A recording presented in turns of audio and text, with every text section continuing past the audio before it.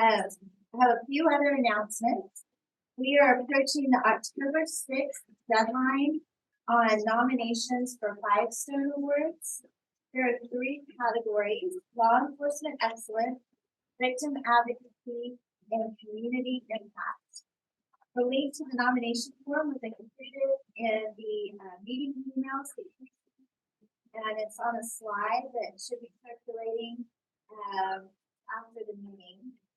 Please make sure you submit your nominations by October 6th. And we're collecting gift cards as we have in the past for survivors for the holidays. More details to come, but I wanted to give you a heads up so you could plan for that. You'll be able to purchase these in October and November, and we will distribute them to 5-Stone partner agencies that serve survivors and help them provide some holiday cheer. Next month's speaker is coming in from Austin, Texas. You won't want to miss Kirsten Melton, former human trafficking prosecutor for the Texas Attorney General's office. She is going to present on hemp culture, the normalization of sexual exploitation. Her years of working child sex trafficking cases led her to explore some of the things we do or allow as a society that set the stage for victimization of our children and youth. I'm going to take off my 5-Stone hat for just a minute and put on my Unbound Now hat. Kirsten will be presenting a child sex trafficking case study at an Unbound Now event the Monday evening before the October 5-Stones. That's Monday, October 30th, 7 to 8:30. Christ Chapel is graciously hosting this event. Flyers are on the table here in front. Please use the QR code to register. There isn't a charge to attend. It helps us to plan for the space. Kirsten is a phenomenal speaker. I hope you'll come and learn more about child sex trafficking. It will give you an appreciation for the hard work our law enforcement and prosecutors do to seek justice, and what the process looks like for victims and their families and victim service providers. We would really appreciate you helping us get the word out about both of Kirsten's presentations. Karen Wiseman is going to come and share an announcement about the 5-Stones Foundation Partner Agency Grant Opportunity. While Karen is coming, if you have an agency announcement, would you please make your way toward the podium so that we can have those announcements to follow? Hey, good morning. I'm Karen Weissman. I'm Executive Director of the 5-Stones Foundation. In January, there's Human Trafficking Awareness Month. So you should have received an email from Wes. We're making available $5,000 grants to organizations who are going to be sponsoring events or projects related to human trafficking prevention. So you should have received the email. If you didn't, please reach out to Wes. And if you're interested in becoming a partner, it's a very easy process. Just reach out to Felicia Grantham. Thank you. Hi everyone, my name is Valiant Chavez. I'm the Community Outreach Coordinator for Unbound Now in North Texas. I wanted to invite y'all to our Faith and Community Leaders Luncheon on October 5th. It's hosted by the Tarrant County Human Trafficking Task Force. It'll be at one safe place. I have a few flyers there. If you'd like to take a picture of them, or if you know any faith community leaders that are wanting to get involved for the very first time in the anti-trafficking space, you can bring them. Again, it's October 5th, 12 to 2 p.m. There'll be free lunch and a chance to connect with members from the Tarrant County Human Trafficking Task Force. Thank you. Good afternoon, everybody. My name is Sonia Brooks. I'm Director of Prevention Education for Unbound Now. It's an Unbound thing today. And for those of you guys who are here to hear about the Fort Worth ISD PIPE grant last month, I wanted to give you guys a great update. Somebody asked the question of how do we know, or how can parents enroll their kids in prevention education? And so I told you guys the district actually had a process in which that was part of student enrollment. Well, we have numbers. Can I get a drum roll, please? Educating 31,000.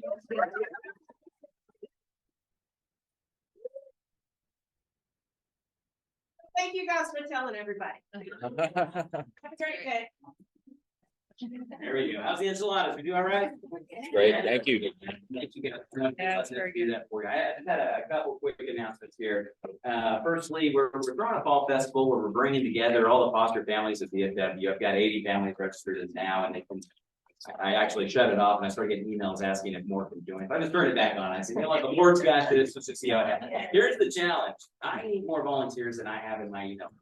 So if any of y'all are willing to come out and just spend a Sunday afternoon with these families, helping do the bounce house or the petting zoo or decorating pumpkins and what have you.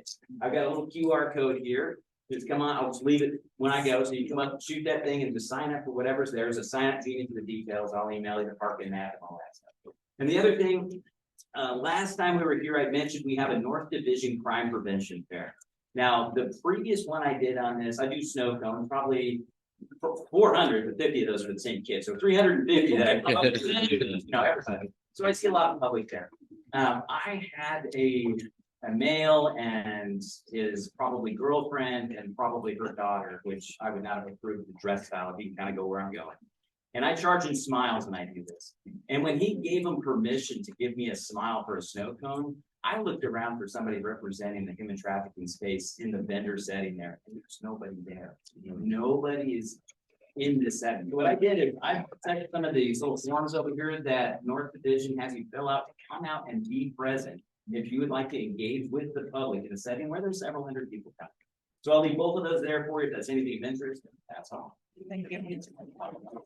All right, I am excited to welcome our Five Stones Spotlight Agency of the Month, Traffic 911. I have the joy and privilege of walking alongside Lindsay Speed and Traffic 911 for many years now. They are a true partner and collaborator in the space, and I'm glad for you to get to learn more about them today. Please welcome Lindsay Speed. I'm Lindsay Speed. I'm the Executive Director of Traffic 911. We were founded in 2009. We're a nonprofit organization, even though some people think like, do we do traffic stops or, when you call 911, do you get us? Neither of those things. But we are a nonprofit. We were founded in 2009. So we're in our 14th year of anti-trafficking service.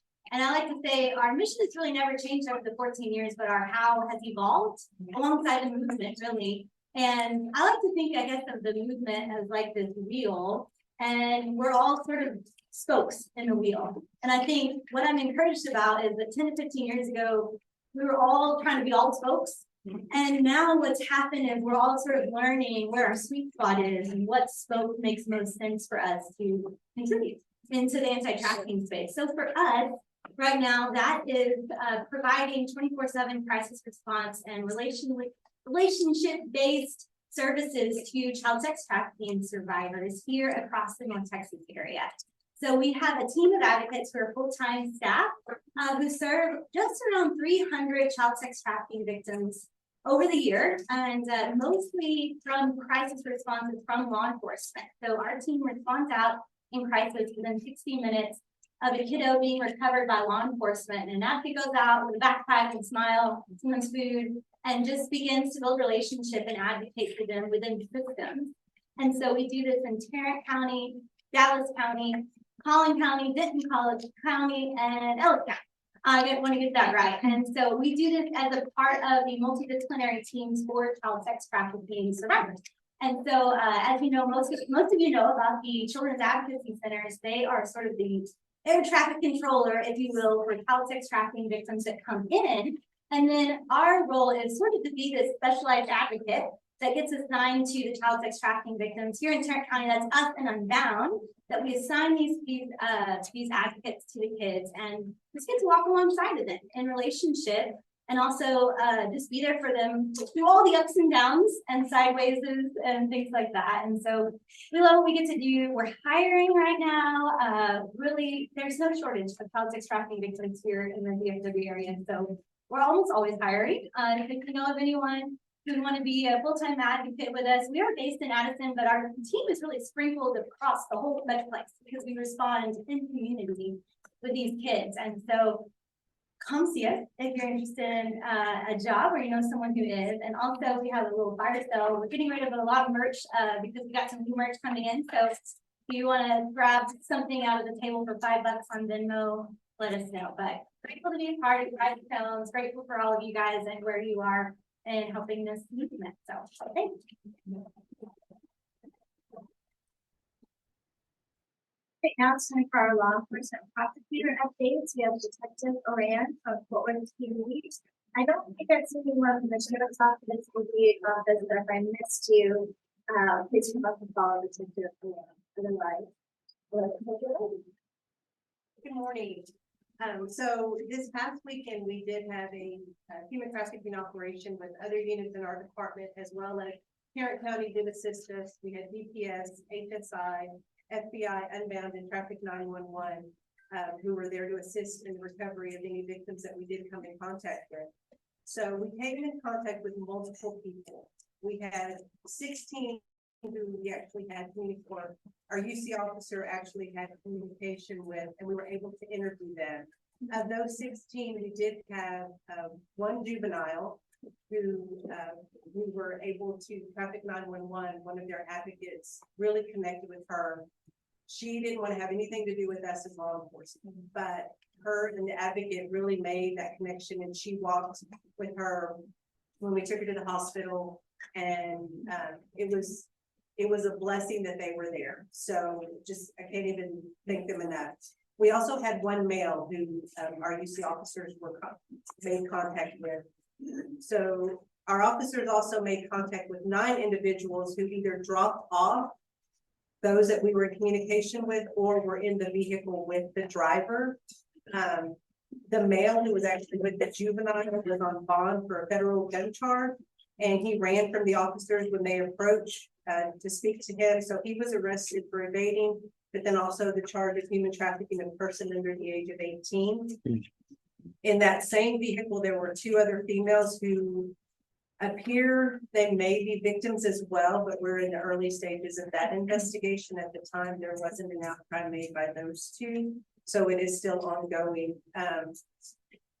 Out of all the 16 that we were able to come in contact, or that we did come in contact with the exception of 1, all of them spoke to the advocates who were there. All of them spoke to either Unbound or Traffic 911 for those additional resources that they were able to connect them with. So we did, our unit taught an advanced human trafficking class to our current lateral class, where there were currently 8 officers from outside of the state of Texas who are in our lateral class. And I say that because also this weekend I received a call from patrol who they were actually on an assault call, but were seeing signs of trafficking, and so gave us a call. And so not only with what we're doing here in our unit for our officers and our recruits that are coming through the training, but just the community, that all the training that y'all are doing in Unbound, going out to the community. All of that training is, we're really beginning to see that people are looking, people are watching for signs, and really important for our officers, because previously they might have gone out and for them it may have just been an assault call. They pass it on, you know, write it up, send it to that domestic violence unit. But now that they're actually asking a few more questions and looking for signs that we've given them during the training, their eyes are, you know, open, and they're calling us, giving us additional information, sending us photos where we're able to do an investigation on our side. So, but it takes all of us. So I think all in all, it was a good weekend, and we just hope to do more and recover a lot more victims. So thank y'all.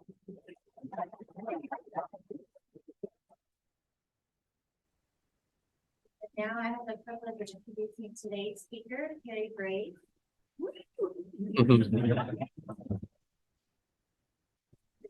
Carrie Grace has been serving survivors of human trafficking since 2011. She is specialized in the area of trauma recovery and post-trauma resilience.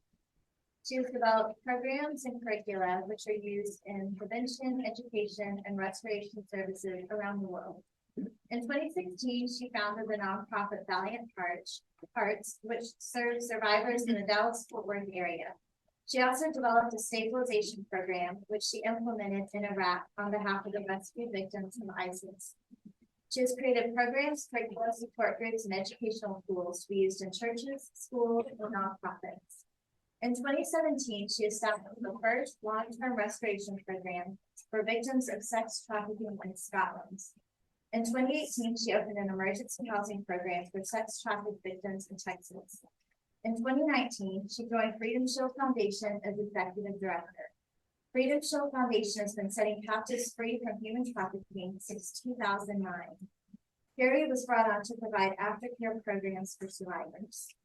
In 2020, she launched a Safe House program in the DFW Metroplex under the Freedom Shield Foundation, which currently has 2 locations as well as an emergency shelter.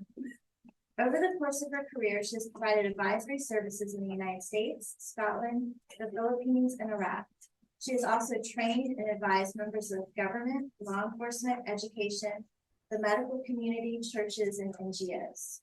In 2023, she launched Carrie Grace Consulting full-time and now offers her knowledge and experience to assist other leaders and nonprofits in successfully fulfilling their unique missions.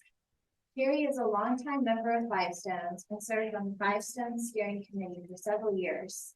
We are grateful for her leadership in our community and honored to have her share with us today. Please welcome Carrie Grace.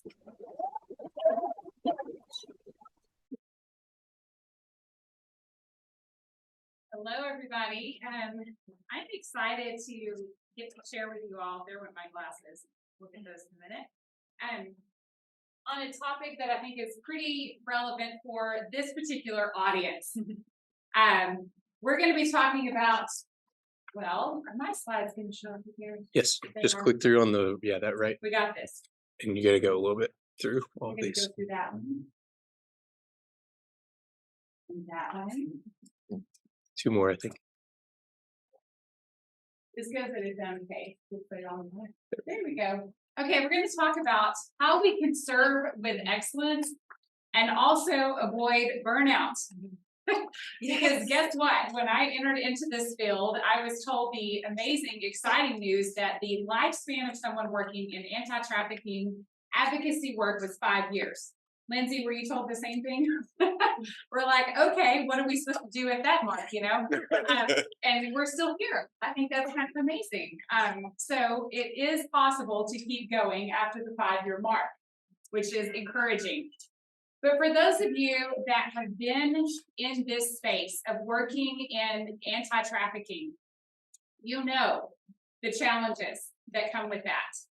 The compassion fatigue, right? That will affect you at some point.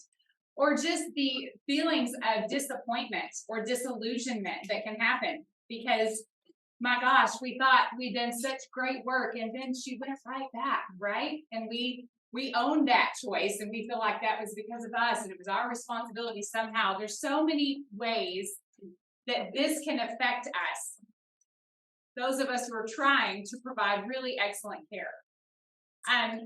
It's also interesting that when you research the issue of burnout, that the top 2 industries that experience burnout the most are those in the medical community and those in the social work category. How many hands do we have here today that fall into those categories, right? Okay, so this is a highly susceptible audience for burnout. I want to share just a little bit of a quick analogy with you. Because I think sometimes those of us who are in this space, what we do matters to us tremendously. We didn't get into this work out of, boredom. We didn't get into this work because we thought it was cool. If that were the case, we would have gotten out already. All right? We're in this because we feel called. And those of you that are faith background, there's a scripture in Daniel that says that the enemy's strategy is to wear out the saints. And I feel like sometimes that's really the strategy that's coming against those of us in this space. So I want to share an analogy with you. We're going to use our imaginations for a moment. I want you to imagine that tragically, you have been diagnosed with a brain tumor. and you are having to quickly choose a brain surgeon, you're going to have a very extensive surgery and recovery. And you're presented with the option of 2 surgeons that you get to choose from. Surgeon A has just as many surgeries as Surgeon B. They have the same degree, background, everything is equal, right? They perform the same number of surgeries even. But you have the unique opportunity that you're going to get to look at the 24 hours of their personal life leading up to your surgery. So, Surgeon A, as you follow the 24 hours of his life leading up to your surgery, you see that this individual is, man, he has got some family problems. He and his wife have been at it for days. They're now in separate rooms, and it is stressful, okay? He's just trying to avoid her, honestly, at this point, as much as possible, right? And their kids are just in those teenage years of rebellion, and he's kind of lost control, right? And he feels it. And so sometimes it's easier to just keep working because, I mean, after all, he is a surgeon. He's going to make more money. Might as well work, right? He gets home late. He goes ahead and has, a nice cocktail before bed, watches TV, finally crashes around, midnight, wakes up just in time to get to the hospital for your surgery. He grabs a cup of coffee and a donut on the way in, and he's there ready to do the job. Okay, that's Surgeon A. Now we have Surgeon B. Surgeon B is super cautious about his personal self-care. He makes sure that he has created some margin in his life so that he is able to work out when he gets off of his shift. He ate a healthy dinner. His wife was there with him, supporting him. He went to bed early because he knew he had to be up early for your surgery. So he wanted to make sure he had plenty of sleep because sometimes those surgeries end up taking longer than you think. He gets up in time to have a healthy breakfast, and he arrives at the hospital in plenty of time. He's early to make sure he's met with the team, everything is in place, and he's ready to go. He's able to talk to you ahead of time to just kind of reassure you. Okay, who wants Surgeon A, and who would prefer maybe Surgeon B, right? I'm going to go with Surgeon B. I'm going to pick the person that I feel like is showing up in the best condition. That's good. And I think that sometimes we can see the importance of that when it comes to something like a brain surgeon, but we don't realize how important it is for those of us who are serving the most vulnerable population we could be trusted to serve. And we have to take that seriously. We have to take it serious enough that we're going to take care of ourselves in such a way that when I show up, I'm actually bringing a lot of resource to the table. I'm not coming in a deficit. I'm coming with overflow. And I'm speaking from personal experience because as we were hearing the intro thing, in 2016, I was still running Valiant Hearts. So that was like full time. I was also at the time a single mom. I had a teenage son, and he was full-blown basketball kid. Like, that's what we did year-round, was basketball, which was great because he chose an indoor sport. I mean, I'm excited about it. Certainly. I was not outdoors, so I am glad to play basketball. So that was the other half of my life. And then I was asked to go to Iraq and start working with the victims of ISIS. It was quite a full schedule. In about 6 months, I had made 4 trips to Iraq. I made a deal with my son. I wouldn't be gone more than 10 days at a time. And it was a lot. And the trauma there was the worst trauma I've ever heard in my life. I still don't even tell people the stuff that I know. I still have stories, and I don't know if there are any of you out here that can relate to this. I have 2 stories that are still stuck in me. I get teary-eyed when I think about them because they're still in me. And as much as we try to release trauma and be able to move forward, sometimes there's just this place where something gets lodged in and you just carry it. And that's just part of what I think maybe will be the rest of my life. I don't know. But it was a lot. And I came back from my 4th trip and I was pretty much exhausted. At the time, it was a small nonprofit. You know how it is. We're just praying that everyone can get paid. Like, that's just the truth of it, okay? Praying that everyone can get paid this pay period. And I had not taken a day off since I started working there. So I was 4 years in with not a day off. And now I'm dealing with some secondary trauma.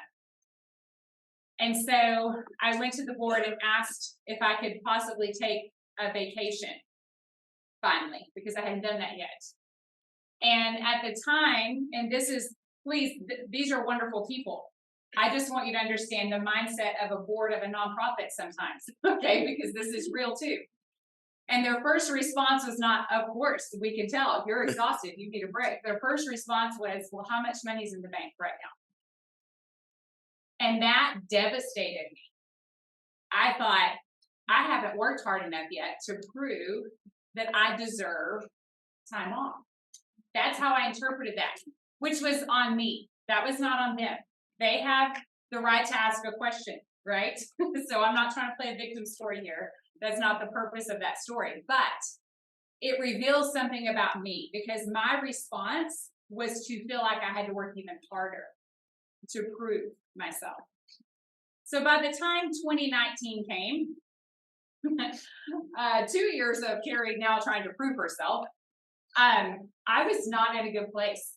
And I just want to apologize to people that were maybe under my care or on my team at that time, because I was really in a place of asking myself on a consistent basis, do people know when they're going to have a nervous breakdown or do they just have one? And I wasn't going to say that out loud because I didn't want my job to be at risk. Okay, still a single mom over here trying to do a thing. But that's what I was dealing with inside. I did not know if I was okay or not. And I had the reality of watching my own mother be taken by ambulances to mental hospitals for having breakdowns. So for me, it was a real thing that I was concerned about. But I kept going. I kept going. And I want to just say to you, at that point, I was not providing excellent care. I wasn't. And this is where you just have to hope that God is covering any harm that you would cause because of the place that I was operating from. So I don't come to you saying this, like, let's talk about excellence, serving with excellence and not getting burnt out. I'm not saying that from a place that I have the answers because I did this right. I am here to tell you, I have been so close to thinking I might lose it completely, that's the place I come to you from. It's in humility and don't do what I did. That's kind of the life lesson from Carrie is always don't do what I did. So I've worked really hard at Freedom Shield Foundation to create a culture that would never allow anyone on my team or that is being served by us to ever get to that point, ever, because that's not okay. And I'll tell you, a good litmus test is the fact that my daughter is our program director. So sometimes if you happen to be the one in leadership and you're the one creating the culture for a team, imagine if my own child had to survive in my culture, would they be able to, or would this eat them for lunch? Sometimes it's a helpful litmus test to just imagine the person that is most dear to you, would you want them to have to serve in the culture that you've created. It'll keep you on the straight and narrow. I'll tell you that because I don't want to happen to my daughter what happened to me.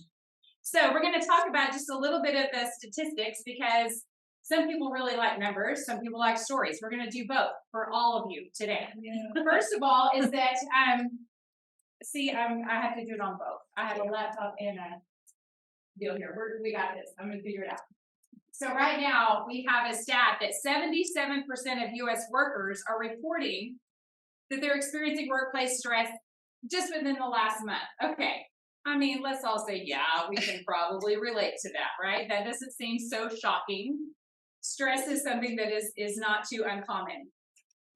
Now, this is what's interesting. If you have a lot of millennials on your team, for some reason, there's something about that particular generation that they are experiencing burnout like at high rates. 84% of them are saying that they're experiencing in their current position.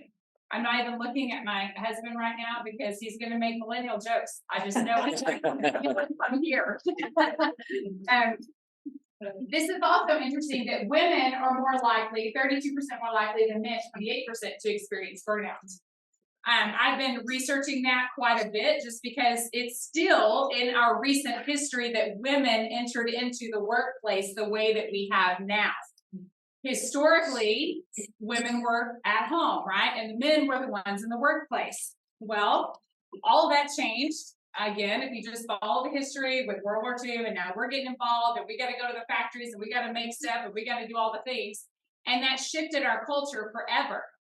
But what's interesting is that men are made with single focus, whereas women are made with diffuse focus, which means we're doing 15 things at once, right? And y'all are like, I will work and then I will come home, right? And these two things are going to be distinct. And women are like, we got to change the diapers and do the laundry, and we got to cook the dinner, and we got to do, we are made to flow throughout a day and do a lot of different things, but not necessarily focus on one thing and then, everything else. And so I think that may be one of the contributing factors, is that it's just going against our design and our wiring to work in this way. I don't know, maybe some of y'all are getting to work from home and you have a little bit more flow now after COVID. Over 50% of women in leadership feel burned out on a consistent basis, which is also interesting. 2/3 of full-time employees say that they have experienced burnout at some point. So I'm not the only one. I won't make you raise your hands if you have, but I'm not the only one in this room that has experienced that. And 36% of workers state that their organizations have nothing in place to stave off employee burnout. And that's something that I want us all to really think about. Especially if you are a person in a position that can do something about that. I really want you to consider what I'm sharing with you today as something that may be a wake-up call for you and for your team. All right. So what is it exactly? Let's go ahead and define it, because I think definitions are important. Burnout is a state of complete mental, physical, and emotional exhaustion. Exhaustion of physical or emotional strength or motivation usually is a result of prolonged stress or frustration. That's what the experience of burnout is. And when you begin to feel the effects, sometimes it may start with just you have a mental exhaustion. Oh my gosh, the problem solving that never ends, and the phone that never stops needing you to just answer one more really quick thing. Anybody relate to that? And it just never stops. Yeah. I have 2 phones now, which is like, why? Why do I thought that was going to separate something. No, now I just have 2 phones that do that. It solves anything. So I don't recommend that strategy at all. That was a big fail. So let's go ahead and you don't have to share this publicly, but maybe just count on your fingers, underneath the table or something, or do some ticks on a piece of paper. But these are some of the signs. If you're beginning to have a sense of failure and self-doubt, that is a sign of burnout. Maybe feeling helpless or trapped or defeated. Detachment. You're starting to feel yourself separating from the world around you. You're feeling kind of isolated. Sometimes we use isolated instead of alone. I think it makes us feel more empowered, like I chose isolation. Alone, isolated. Loss of motivation. You become increasingly cynical and you have a negative outlook. Your coworkers or family members can tell you if this is happening to you. They may be really good at helping you to explore that. But those are things that, and everyone on my team knows my number one strength is positivity. For whatever reason, everything that has happened in my entire life, that has stood. Joy and positivity just live within me.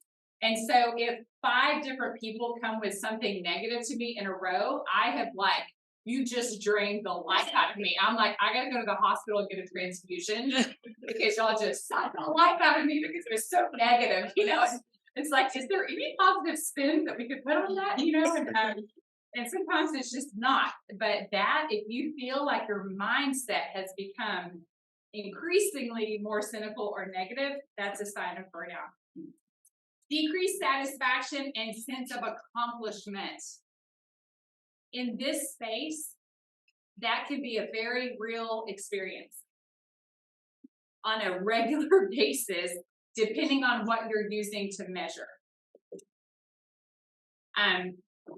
I'll let y'all do with that what you will in your own organizations, but sometimes the measurements that we're using to make us feel like we have a sense of accomplishment or satisfaction are the ones that are going to make us feel defeated all the time because they're the wrong measurements. So think about that. And once you hit this place, it takes on average 3 months to a year to recover. That's a long recovery time. So I think avoiding burnout would be ideal so that we don't end up in this long recovery. All right, let's talk about what are some of the risk factors that would lead someone to end up being burned out. First of all, is heavy workload and long work hours. Because of technology, we can work 24 hours a day, 7 days a week. That used to not be the case. As when I was a kid, we had phones that plugged into the wall. They didn't go with us anywhere, okay? So if my office phone was at the office and I went home, it stayed there. Now my office phone is with me when I'm at dinner with my husband. My office phone is with me when I'm with my kids. It is with me all the time. So sometimes this is self-induced. It's not necessarily that your job is requiring this of you, but you are requiring this of you. Sometimes we're in nonprofits that are understaffed or small staff, or you have one job title, but you actually have 10 functions, right? And so if that's the case, sometimes this is happening because of we're trying to spread ourselves across a whole thing, and it's not realistic for one individual. And we've got to be realistic with what we're expecting of people, especially when we're dealing with the work that we're dealing with. Struggle with work-life balance. I think we all know what that is. You work in a helping profession. Sorry, all of y'all are already, you got one tick on your little mark there. You feel that you have little or no control over your work. So depending on the culture of the team that you work within, if you feel like you do not have a voice and you cannot speak up and you can't say, hey, I need you to hear me on this for a good reason. If that isn't happening, then you can begin to feel like a loss of control regarding your work. And then insufficient reward. I love to celebrate every small thing. Again, my family gets annoyed because every night at dinner, I go around and I say, what's the thing you're celebrating today? And they're all like, sometimes they're like, I have nothing to celebrate. And just because I'm with guys and they don't want to.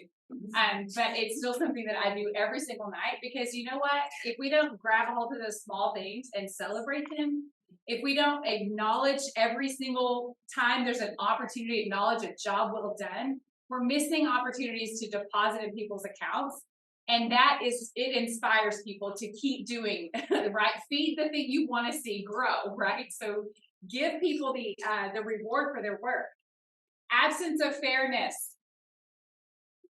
This is where we got to be honest with ourselves. If there is not a fair system in place and people do not feel like things are fair, it will affect them deeply and they will begin to start holding back and start kind of retreating a bit. It's just true. And then instability in the organization. When the organization starts feeling like what's going on here and people are coming and going and there's a lot of, a lot of people going out the door and what's happening because there's turnover rate or funding issues or whatever can make you feel like maybe this isn't so stable, it can start beginning to affect that burnout as well.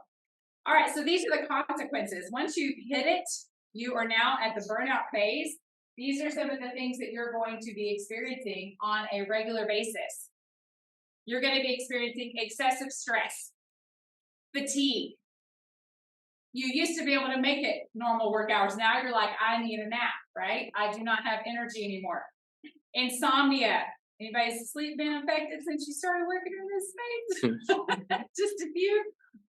Sadness, anger, and irritability. You just don't really have as much grace for things like intolerance becomes a normal thing for you.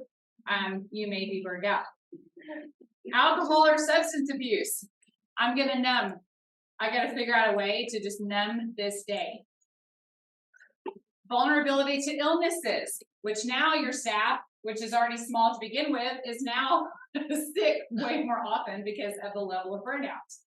And then we have, when this is not tended to, it can result in heart disease, type 2 diabetes, and high blood pressure. So this isn't a great package. I do not want to sign up for this package. Okay, if I can choose, I don't want any of those in my life. So let's try to keep from getting to that point. Okay, so let's talk about how we can avoid burnout in our teams. First of all, our team members need to feel well supported and well resourced. If we are not giving them what they need to be successful, we're creating frustration for them, and we are not going to get excellence. And then you have just their constant irritability because you haven't resourced them well to do their job well. And if they do not feel supported, everyone on our team should know if something goes down, I'm taking the fall, period. That's just the way it goes. I'm taking the fall. That's what leaders do. It doesn't matter. If something happened down the chain, 3 layers, it doesn't matter. I'm responsible for that. They have to feel supported. That I'll have a conversation offline with you. We'll figure out what went wrong. But in front of everyone else, that's on me. They have to feel listened to. If you do not have an open door policy when we're working in this space, that's a real problem. We have got to hear the hard stuff. We've got to hear the feedback. We have to make sure that people feel like they're being heard. Because I'm not always the one in the safe house. Sometimes it's a volunteer, sometimes it's a lead team advocate, but I am only serving minimally now in the safe house. So I better be listening to what everyone is telling me, because they're the ones that are in there and they're the ones that are getting a feel for things. And I am never going to be like, well, the program that I wrote should be working. What are y'all doing wrong? No. Every single case is completely different anyways. We all know that. So it's not like just because you wrote a program that is now going to just be magically working for everyone. It is just the stamp of we have a program and we're doing our best to implement it. And every single time we have to adjust it for every single woman. So that's what it actually looks like. And so people have to feel like they're being heard. Cared for and valued as individuals. So I'm going to tell you a little bit about what we do at Freedom Shield in a minute, but everyone should feel like they are not just someone that is filling a slot of time in my safe house. Every single person should feel like they are cared for as an individual. That is our first line of ministry, is to the team itself, and then to those that we're serving. They should be an extension of the care that we're providing for our team. They should feel like the organization prioritizes their care intentionally, not reactionary. That we actually have thought about them ahead of time and have a plan for their care. Not like, oh, you need this? Oh, okay, well, let me see what I can do. I'll go apply for a grant and maybe next year we'll have that for you, you know? Like, we have to be intentional on the front end. Margin. I didn't even know about this word, okay? I had none of that in my life at all. And margin is a beautiful thing. It's the white space that is actually very necessary for us. It's good. We have to create margin in our organizations and for our employees. And lastly, they need to feel like the vision doesn't require more than our actual capacity. Sometimes that means, for instance, I had this great vision in 2019. We're going to open a safe house and it's going to be 30 days. And I looked around at like my 8 volunteers and went, okay, we're going to have a steakhouse and it's going to be 72 hours because that's actually what we can do. That was real. If I had launched with 30 days, I would have launched everyone. We would have all probably been in group therapy for years, just trying to recover. Okay. So sometimes the vision can be phased. It doesn't have to go away. We don't have to have small vision. I'm a big visionary, but we definitely have to make sure that it fits within our actual realistic capacity so that everyone can keep coming along with us, right? We don't want to lose people along the way because we swallowed them up with this huge vision that they were excited about until the reality of it hit, and it was like a freight train, okay? We cannot do that to people that are called to work with us in this space. All right, now let's talk about avoiding burnout in ourselves. How do we do that? Because ultimately, you're responsible for you. I'm going to do my part as a leader to try my best, but I have nothing to do with what you're doing on your off time. That is up to you. So number 1 is that you need to have regular self-evaluations. Accountability outside of work. Accountability is pretty much attributed to work, or unless you have an addiction, right? That's kind of the only places that we use accountability. We're not holding ourselves accountable.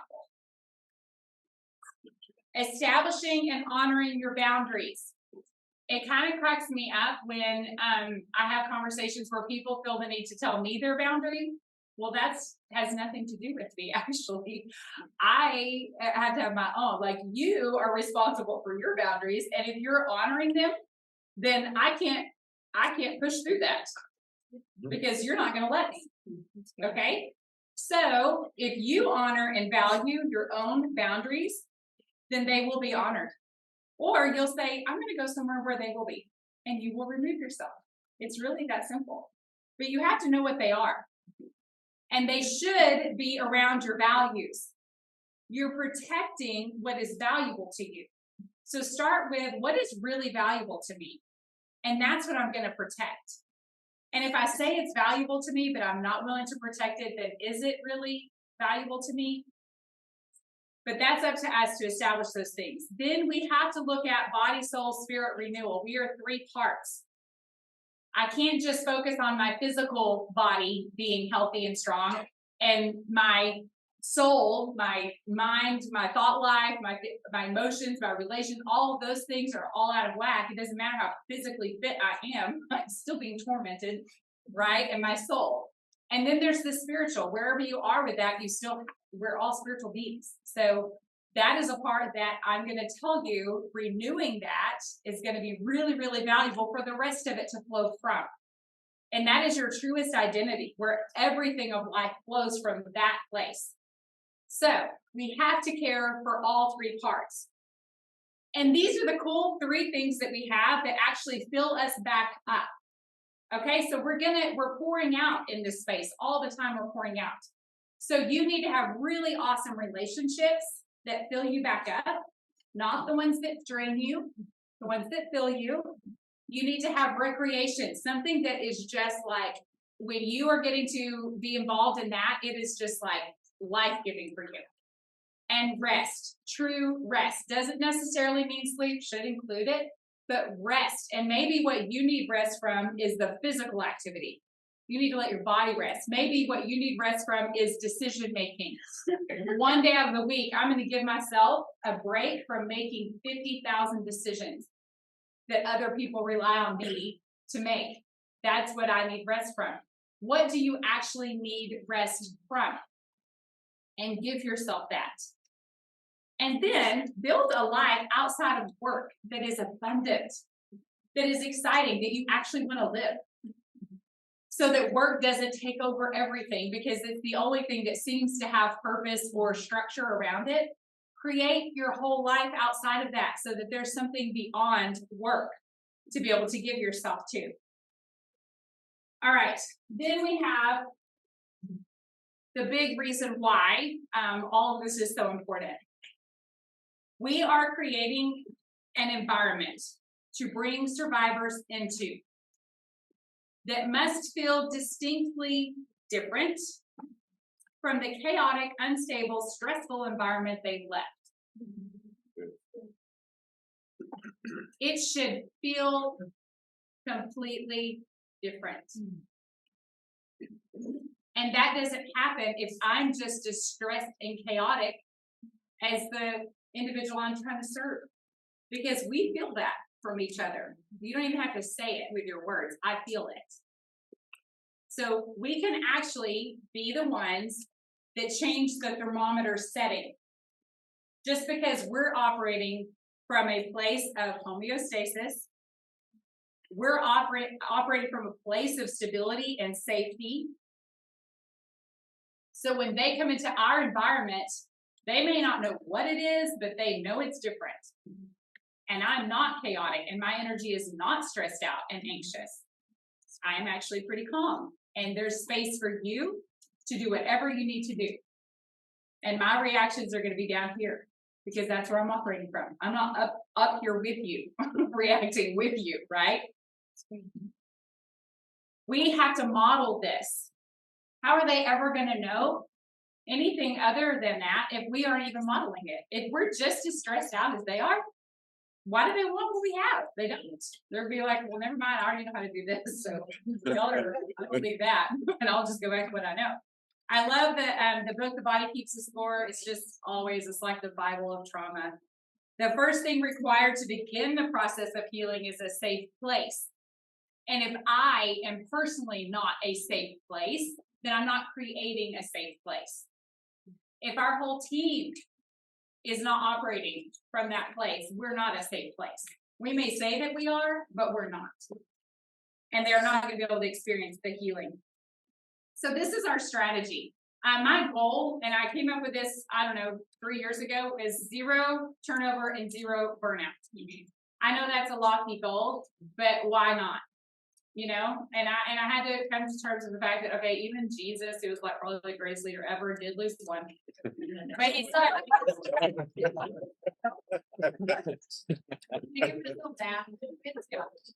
I'm going to go for it anyway, okay? So how do we accomplish that? And I took the one, it was probably about 4 months. It was a quarter. I just took that quarter and spent time writing out a whole strategy of how to care for our advocates, how to give them ongoing training and development, and how to actually care for them as individuals. And once we implemented that, I think we lost one because she moved to Colorado, and that's it. Everyone else is still a part of our team. And this is going on 3 years now, I guess. Yeah, 3 years. Thanks, Kayla. She always knows the actual things. She's my true speaker. So we began developing, and I wrote a whole book about this, because if we can have the healthiest team of advocates on the planet, then what we give, the care that we give, will be excellent. And 10 years from now, we will all be experts because we will have 10 years of experience working with survivors, right? How do you become an expert? Experience. That's all it means, is that we have a lot of experience working with hundreds and thousands. And if we keep the same people and we're all moving forward together, then I believe we're going to continue to see a multiplication of our efforts, because what we're able to offer is going to be at a higher level. So it was worth it to me to take the time to develop a whole strategy just for our advocates. So for instance, I'll just give you an example. If you are a volunteer with us, here's one of my volunteers right here today. She's here, so she can vouch for this. If you serve a shift in our safe house and you're a volunteer, after your shift, you're going to be contacted by one of our lead team advocates to ask you how your shift went. Is there anything that you need to kind of talk through or process? And then we're going to pray for you. Every single time you serve, you're going to have that kind of follow-up care, because you matter. If you're volunteering with me, I was a volunteer for 4 years before I ever got paid to do anything. Like, if you're a volunteer, you are like the heartbeat, because you're doing it for free, okay? So you should be honored. You should be well cared for. It should be the greatest volunteer experience of your life to work with these organizations. So that's our goal, is that you have individualized care. We just hosted an evening last week for all of our advocates where we brought them together and had time of prayer and worship and ministered to them because they matter. We do ongoing quarterly fun days just to go have fun together. There's things that you can be doing that will truly be pouring life into your team, and then the quality of care that they pour out, there's no drop off. I promise you, it doesn't matter if it's a volunteer or a lead team advocate serving in our safe house, there's no drop off in the care that they're providing. They are all trained at the same level. So very easily a volunteer can become a staff member because they have all the same training as the staff does. There are ways that we can resource our volunteers and our team so that they feel very well equipped and very well supported and valued. We do regular self-care assessments on our team. How often do we do those? Is it every 2 months? Every 2 months. Because we want to make sure that we're being conscious of our own self-care. And we're going to sit with them and ask them, okay, so this is kind of falling off. What do you want to do? How do you need help? Is there anything we can do to support you? It's so important that everyone knows that we value their self-care. We're not going to infringe on that. We're actually going to be supportive of it. And then there's open communication. I call it a no-shame environment. If any one of our lead team advocates or volunteers has to say to me, Carrie, I can't serve right now, I need a minute. We're going to say, okay, we trust you. You know yourself.